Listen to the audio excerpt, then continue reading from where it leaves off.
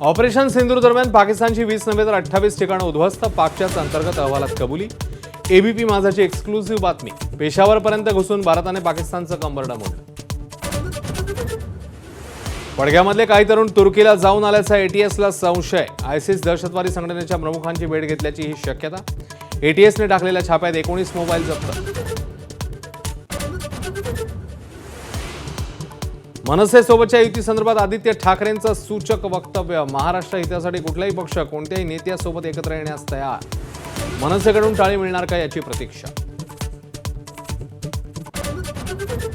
महाराष्ट्राच्या राजकारणात जुन्याच वादाचा नवा सीझन। गिरीश महाजन हे पक्ष फोडण्यासाठी नेमलेले दलाल। राऊतांचा हल्लाबोल तर राऊतांच्या दलालीमुळे शिवसेनेचं नुकसान, महाजन यांचा पलटवार।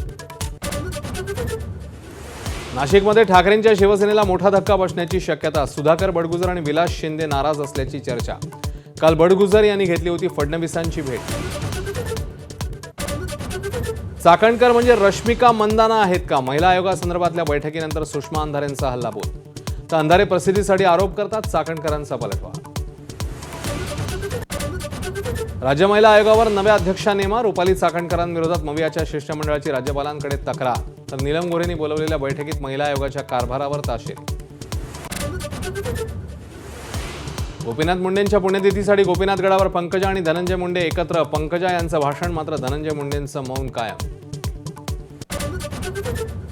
नितेश राणेंविरोधात अल्पसंख्याक आयोगाकडे 40 तक्रारी। आयोगाचे अध्यक्ष प्यारे खान यांची माहिती। फडणवीस केवळ हिंदूंचे नव्हे तर सर्वधर्मीयांचे मुख्यमंत्री, खान यांनी ठणकावलं।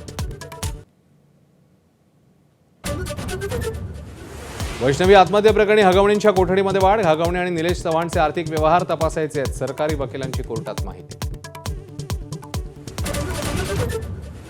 कर्नाटकमध्ये विजयपुरात तब्बल 59 किलो सोनं चोरीला। काळ्या जादूचा वापर करून चोरी केल्याचं समोर। दरोडेखोरांच्या शोधासाठी पोलिसांच्या 8 टीम्स तैनात।